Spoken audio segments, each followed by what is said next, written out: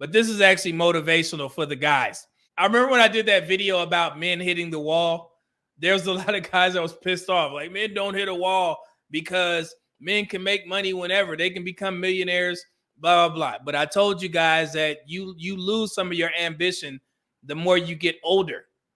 And you're not going to be such of a go-getter, and you're not going to have that much energy to be sitting there trying to, become a millionaire or successful overnight and just not focus on your physique, your fitness. And I've been harping on this a lot because summer is here. And if you're not in shape, you're kind of behind the curve, but you can start any day so you can get in shape. And that is a very key component. And I hate the fact that men rely on the fact that, well, you don't need to be in shape if you got money. But we all know the majority of men don't have money. The average black man makes $50,000 a year.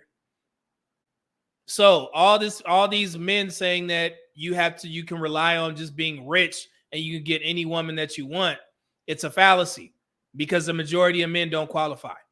And that's just being completely honest.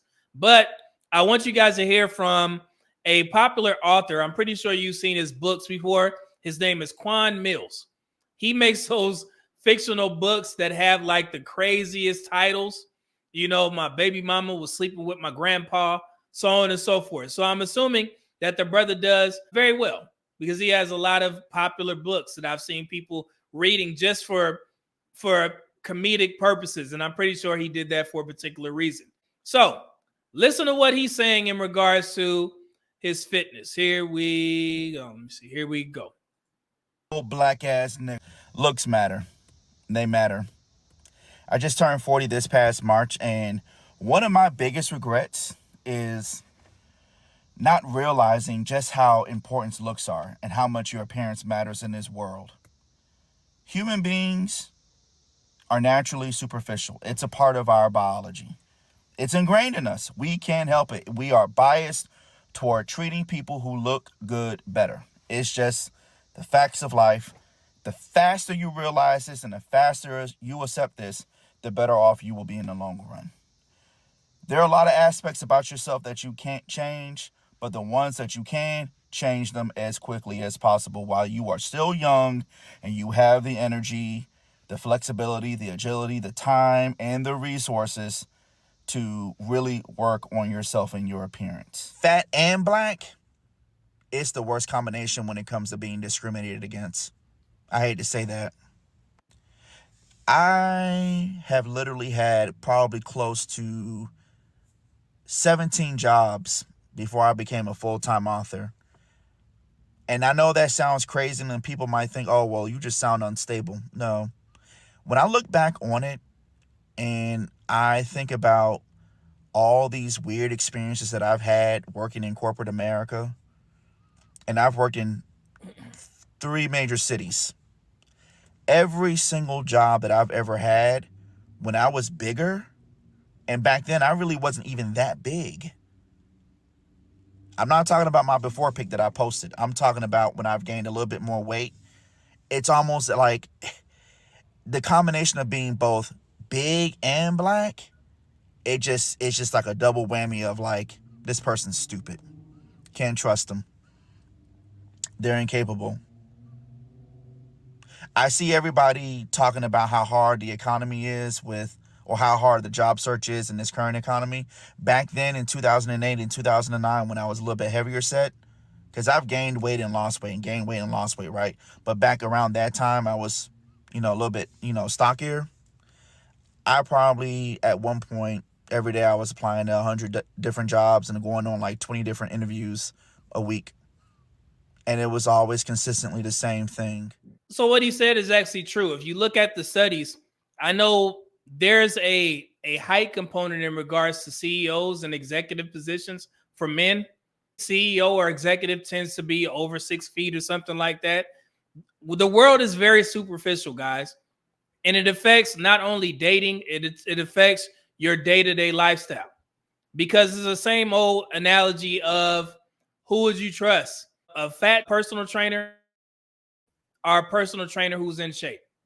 And I know some people say, well, you don't know how that personal trainer, the fat personal trainer used to look. He may be skilled at his job, but he just gained weight over the years.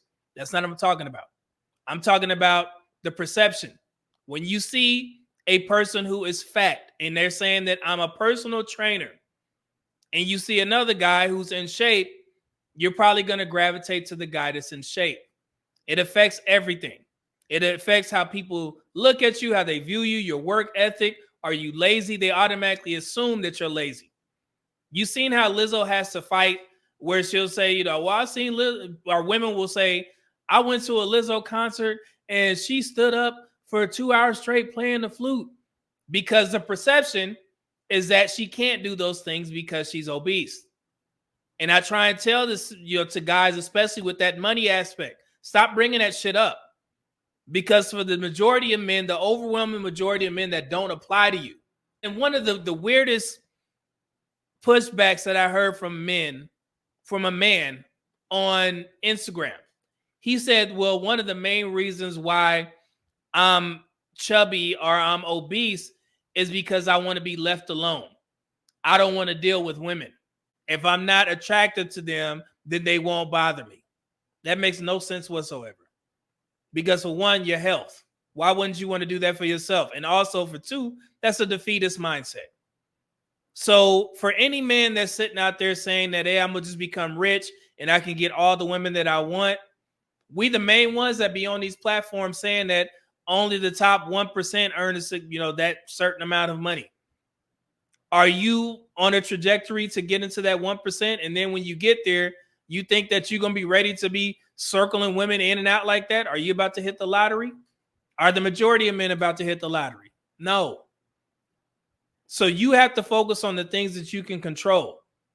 And getting in shape is definitely one of them. You cannot control your height. It's okay. And the dude, Quan Mills, he said that he's 5'10" and currently sitting at 299 pounds. And I like the fact that he's holding himself accountable because he's putting it in video form. Because if he doesn't reach his goals, then people are going to look back at that and be like, man, you ain't lost no weight. You trash. So that's why I like getting these types of videos, because he's going to be held accountable publicly. He didn't have to go on social media and say that. I'm going to be honest with you. I'm not going to sit there and just go with whatever everybody else is saying. I don't watch those people. I learn from experience. I'm trying to help y'all. So let's continue. People with low self-esteem praise good looks over personality. Life is beautiful. Shut the fuck up. This is some straight up coping shit. Actually, this is gaslighting and coping. Do you really think that your gregarious personality, or your smarts, your wit, your humor, or possibly your money is going to trump the power of raw physical and sexual attraction? No, sir. No. And that's another point that I made a while back. The difference between arousal and attraction. I deal with women that like me. I deal with women that are automatically aroused by me. And you know where that comes from? It comes from the gym. And I'm going to just be perfectly honest with you guys. I'm going to keep saying this. I am 5'8" and 3/4. However, I am as wide as a fire truck. I'm in the gym 5 times a week. And that's the reason why I posted this picture. There was a lot of comments of people saying, I didn't know he was that big, because when he's all dressed up on screen, he doesn't look that big. And I tell you, when you meet me in person, I'm probably like 2 of you put together crosswise. And the reason why I say that, and in the gym is so important, is because of the fact that there's more women who love muscular men than not. I understood that. So I knew that I wasn't going to grow vertically. So I started to grow horizontally in a positive way. I got in that damn gym and I became in the top 0.0000001% of men. Y'all forget, I'm 43 years old. So the gym is the great equalizer. I don't care what anybody says. If you get your ass in the gym and you build a physique, you will get women that are aroused by you. Not attracted, aroused. And there's a huge difference. When a woman is attracted to you, she's thinking, yeah, I think this guy is pretty handsome. If he does the right things and we continue to date for a little while, I could see myself giving him some booty later on down the line, as long as he doesn't mess it up. When you're arousing to a woman, the first thought in her mind, I'm going to have sex with this guy. All he has to do is not mess it up. And that's because of the fact that I go to the gym. I place a lot of emphasis on the gym. It instills discipline. It shows consistency, and women love that. Women love a consistent man. That means that I can commit to something. Women love men who can commit. So you having a top tier physique shows a woman that, well, if you can commit in the gym, maybe you can commit in a relationship. I have to keep going back to this when I use Rick Ross as an example. Those women don't enjoy messing with Rick Ross like that, brother. They just know that he has a lot of money. And it seems like that's what a lot of guys are banking on. Like, man, I don't matter. I'm going to get all the women that I want if I become a millionaire. But wouldn't you want a woman to be aroused by you instead of just having sex with you just because you have money? They do it. But, I mean, you will never experience. I can't explain it, man. I'm trying to keep it as clean as possible to encourage y'all to get in shape. Because I'm seeing too many conversations have revolved around money. But then I see the same types of dudes saying that women should settle for a guy who makes, $40,000 a year. Why should she have to settle for a man that makes $40,000 a year when every man is supposedly on a path to make $1 million? So they don't have to get in shape, right? Y'all got to get out of this, man. Let's continue. If you think so, you're delusional. Yeah, man. Hopefully y'all take that, message to heart, and stop just listening to content creators just telling you what you want to hear. Make money and you ain't got to, get in shape. Brother, you don't want to live your life like that. It's tough, man. It's tough trying to talk to dudes in these spaces. I'm not going to even lie to you. So.